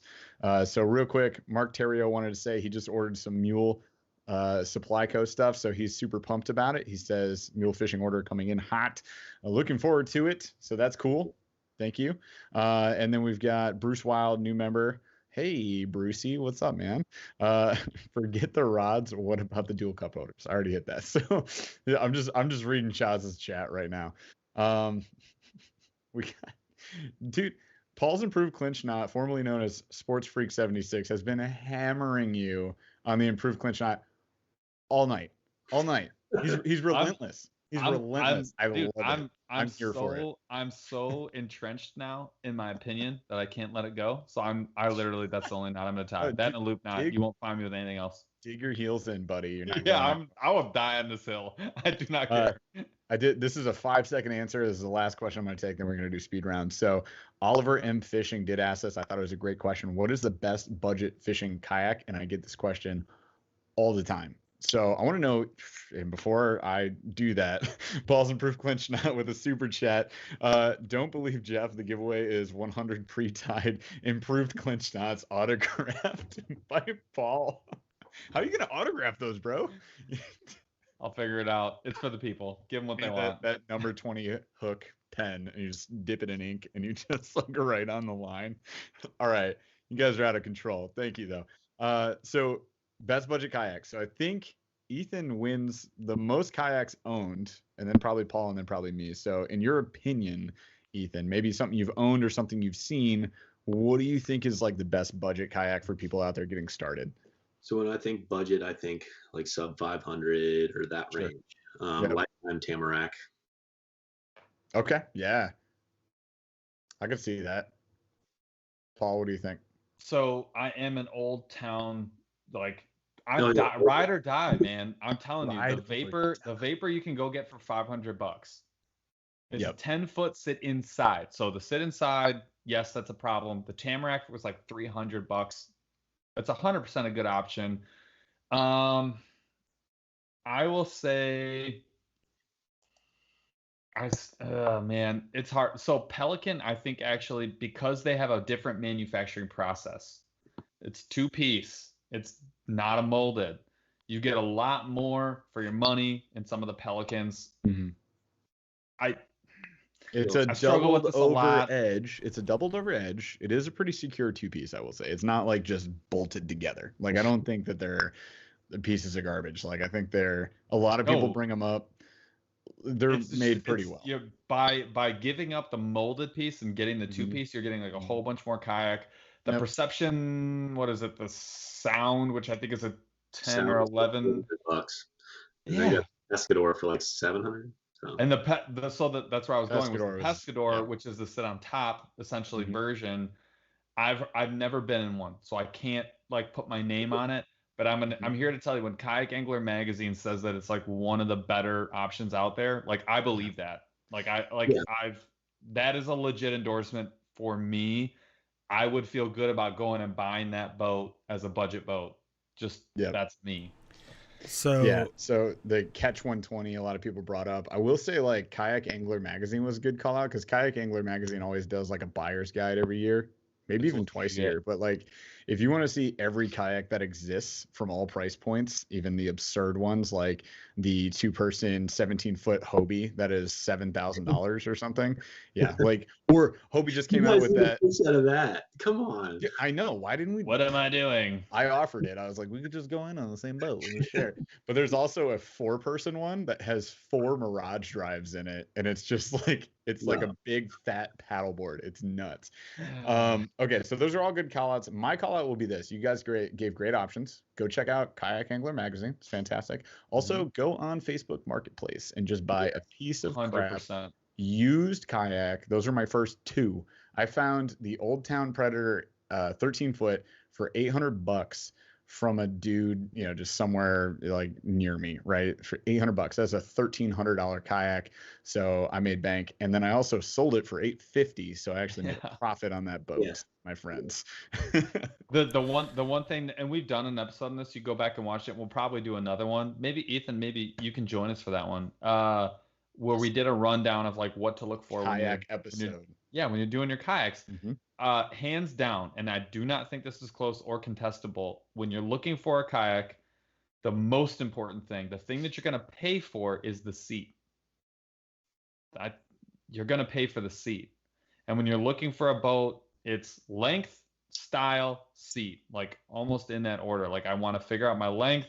I want to figure out when I sit on top or inside, and then I'm going seat. Like that's like in my order. And Ethan, Jeff, you let me know if you're looking at something different. When I'm looking at just like I'm sifting through like 35 kayaks, like those are the things that are most important to me. And weight, but that's sort of the sit on top versus sit on side. You're kind of making that choice. You're plus 50 pounds or sub 50 pounds. So yeah, that's for me. Those are the things that where I'm like sifting through all of these different things. I'm like, I want the most comfortable seat, and then I'm figuring out the style that I want. Just to be clear, I'm happy to ever join on another episode. So just like I'm having the time of my life. Jeff, I do want to point out, Jeff had an incredible answer to this question. I've owned 8 kayaks, 2 of which I still own. So that means I've sold 6 kayaks, 5 of which I've made money on, 5 of which I've bought used or gotten pre-owned. The one that I didn't make money on was brand new when I got it. I mean, that's a lesson to be learned. Like kayaks do not depreciate the same way as a car or a boat does. They're a piece of plastic. Like you can buy it used and it's still worth the same amount a year later. That's incredible. Yeah, 100%. So just go check out some used ones, guys. Check out Facebook Marketplace, Craigslist. You guys in Canada, check out Kijiji. Dude, Facebook. Kijiji is legit. Kijiji is legit. Much stuff on Kijiji. Dude, we've sold so much stuff on Kijiji. It's absolutely. You will get. Be careful, but it's legit. Spot in Canada. It is. Be more careful than. Be Craigslist, careful, even. But it's legit. Find the best deals. Chat's calling it out. It is chat time. We are going to commence chatting. So commence chatting. We have a rapid fire for our guest. Again, on the line, $25 MonsterBass.com gift card. Good for anything but the subscription, but they have tons of apparel and stuff. And they also have tons of tackles. So, all right, Paul, hit him with the cues. All right. So here's just start chatting. Do the thing while you're chatting. Yep. Don't say chat. Say stuff. No, say chat. That's fine. No, say nice things to each other. We're gonna do a couple questions. We're gonna give the people time to chat. So I'm gonna hit you with some relatively rapid fire. All right. Yeah. And I wrote these way in advance, and I'm looking at them now, and I'm laughing at myself. I love these. Rank the popcorn mix flavors, top to bottom. So like cheese, caramel, and like what is it original that it comes with? Cheese, butter, caramel. Cheese, dude, he was like, he was ready. He was Caramel's ready with that bottom? answer. Cheese at the top. Caramel's good, but you can take it in small doses. Like literally, you're gonna eat the whole thing. Your mouth is gonna be so sugary. It's like 100%. I'm such a glutton. Wow. And you always get those chunks of caramel that are so like part of the kernel just bust your. Caramel is definitely number one. Caramel is definitely number one. Sweet. Yeah, I feel like this question might live on Q of the D. I am stunned. I'm shooketh. Just That's how awesome. fast he was ready for rapid fire. I love it. Hit him with another one. Let's go. Most favorite fish to catch on an ultralight, and I want everyone to answer this. That one's harder. Man, that's tough. Do you want me to go? I'll say green sunfish. Green sunfish. Oh, getting specific. Okay. That is a good answer. That is a great answer. They're fun. Yeah. Smallmouth bass. Another really good. Specifically, I love that answer. In the river, specifically when the current is fast. That's hard to beat that too. 2,000%. Mine's gonna be a dogfish. Dude, I kid you not. I've done it. Section of Jackson, like where the Grand River starts in Jackson, they come way up, really, really early in the season, and they're super lethargic. We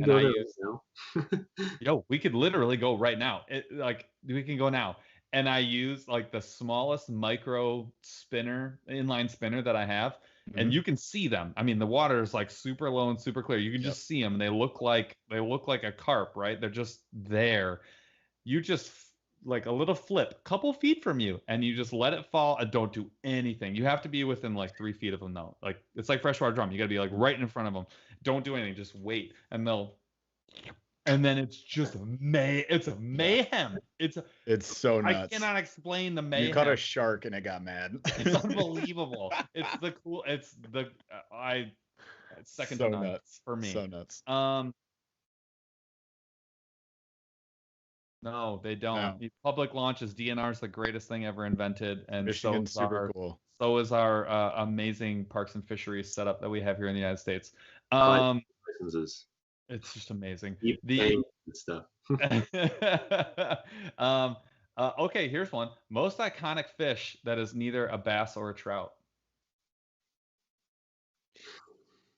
Golly, that's I'm gonna just go with like a channel catfish. Really? Yeah. I was gonna go muskie. You live in Michigan, like. Oh, good point. Say that south of here. That's a phenomenal, dude. I feel like I'm a joke. That is a phenomenal call out. Wow, yeah, that was a terrible answer, Paul. You're dumb. All right, next question. I have to live with my bad answer. I have to live with it. It is what it is. That's a good call. Gill or crappie. You know what? But we didn't. We don't have like alligator gar, dude. We were going like only. We went only sailfish. Freshwater. Like tarpon, right? Like what the heck? All right. Yeah. So we're all dumb. Haha. In your face. Goliath. All right. Next. Dream fishing trip. Ooh, easy. Brazil, peacock bass. Done. Good answer. You've been dreaming about the dream fishing trip. I've been dreaming for the last 28 years. Can we just do it? Can we just make it happen? Put all the mule money in a coffee can. Let's go. All right. The mule money's going back in the mule. Oh, okay. All right. Fair. Fair. This is my last one. Go to gas station Delight. Are you asking like my snack? Yeah. From the gas station specifically. Like you're on a road trip, you run in, like you don't even think about it. You just walk to X and you grab it. Beef jerky, except it gives me horrendous gas. So do not go with me. That's why we're in kayaks, bro. It's fine. First of all, no judgment, zero judgment. You just do you. But forever. You gotta be way more specific when you say are we talking snack sticks? Are we talking spicy? Are we talking like dry? I like teriyaki, but I'm not brand loyal. Like I'm not gonna tell you like Old Trapper. Like Old Trapper's good. Well, Old Trapper sticks are amazing. Fattiest. I'm loyal. Like I will spend if I'm like feeling cheap, I'm gonna go cheap. If I'm feeling like I want to spend a couple bucks, I'll go Old Trapper. But you're never gonna hit Jack Links. No, it's fine. It's good. It depends on what you're looking for in your beef jerky, man. Look at the pain in Paul's face right now. Yeah. Like Paul is offended. First of all, I'm not a teriyaki guy. It's okay to be a teriyaki guy. I like it. Are you? That's not what you said. You're not alone. But I don't. You got that old Jack Links taste buds. You like peppered. That's all you can eat. Bro, you nailed it. Yeah. I like spicy. I like the habanero. Like I like the devil's lettuce. No, not lettuce. What? Like devil's poison version. Like I want the lettuce. Yeah, hit me with the devil's lettuce. What the heck? No, I want like. Please put that on your Instagram story tomorrow.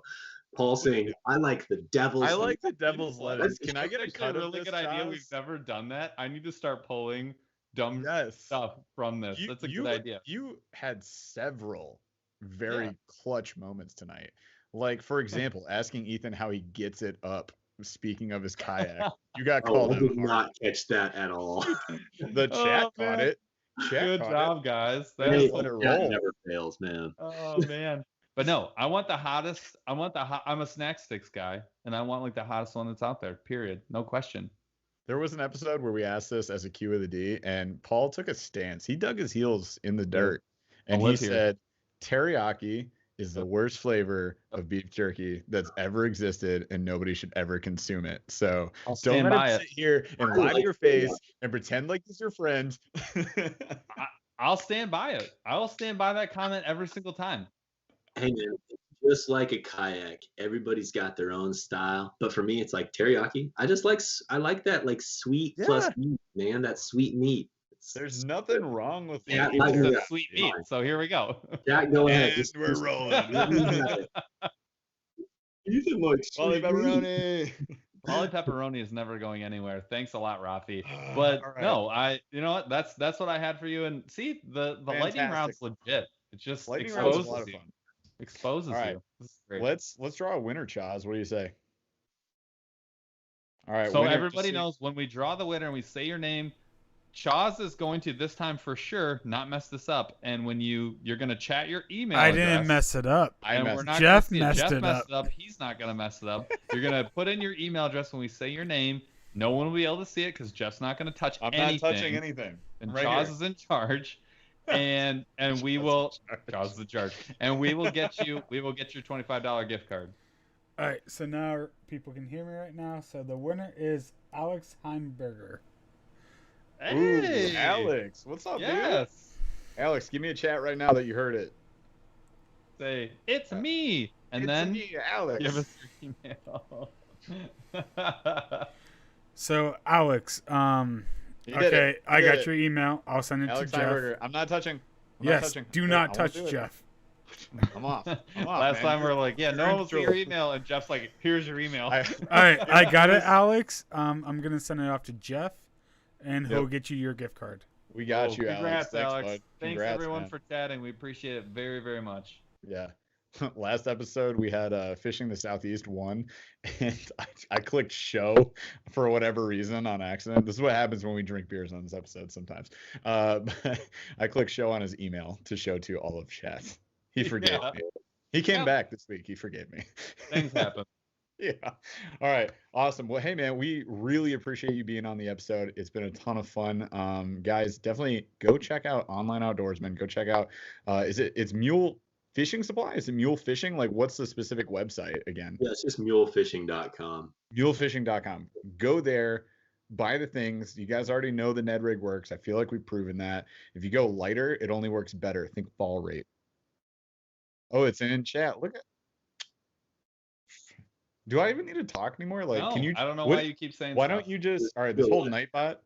Yeah, I'll just leave. Like, just make the Nightbot. Can you make a command that just does the whole intro too? That'd be super great. Paul's literally considering it. Stop it. All right. So, hey, it's been a lot of fun tonight. You guys have been fantastic in chat. You know the deal. If you liked the episode, come back next week. Every Thursday, 8 p.m. Eastern. We will probably have Ethan back for another episode. We got like the kayak. The part of this episode where we started talking about kayaks like really got out of control. So we need like a whole episode dedicated to that. And I'm starting to get a lot more views on like even my old kayak videos. So I know people are out shopping. I know they're out shopping. I know there was a supply issue. Stimmies. Yeah, stimmy. You got that stimmy, dude? Save that stimmy. We're going to talk about where you should spend your stimmy, and it's not on rent. It's on kayaks, obviously. Duh. But yeah, come back. I don't know, next week, maybe in a couple weeks, we'll do something. We'll get back to this, and we're going to fish with you real soon too. We'll talk about that off air. We'll figure this thing out. And maybe I'll be unboxing some mule fishing stuff. I don't know. It's coming. Maybe this mystery monster bass box that just appeared out of friggin' nowhere that's $120. Dude, There's you two of them. I could just drop it right off. You're like, Rafi, fly that out yourself in the monster bass helicopter from California. Thanks. Please. No, there's not one. Don't worry, Paul. There's no Definitely not helicopter. one. Anyways, all right. You guys have been fantastic. Like, subscribe, go follow us on all the things. Follow Online Outdoorsman on all the things. You guys are awesome. We appreciate you so much. Thanks for all our members. You guys are awesome. We will be seeing you very soon next Thursday, 8 p.m. Eastern. Come on back. Chaz, take us out. Took a swing at a wrecking ball and I prayed for my downfall and I found a way to reconcile, 'cause in my heart it's not worthwhile. It's a bloody battlefield where some go down, others heal. In the end it's all the same. All you can do is play the game. Oh, do we say goodbye? Refuse to question why. I deserve to say I'm sorry so loud.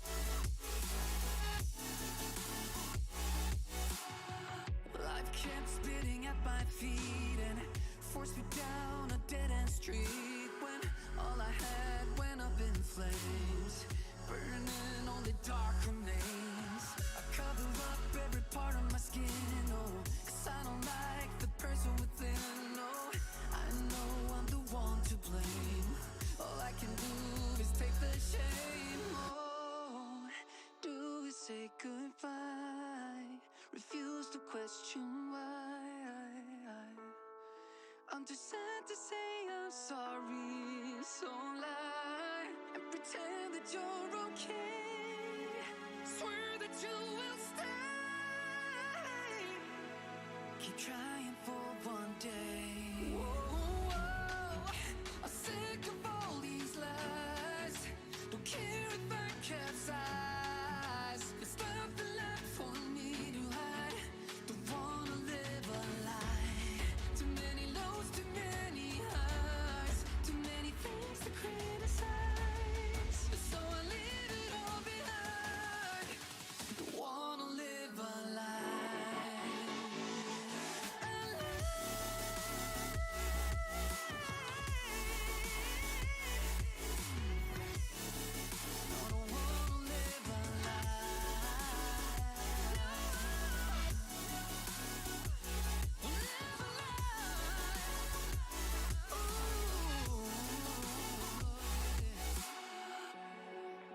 Sick of all these lies. Don't care if I capsize. Oh no.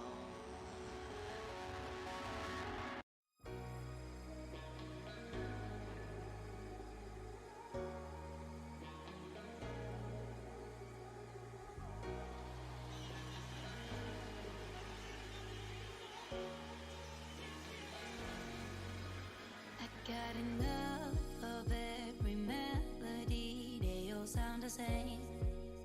Yeah. For my broken heart, no remedy. But maybe if you stay, we can get away with it. 'Cause you make me love my imperfections, answer all my questions, just to show me what's on the other side of inhibition. No apology.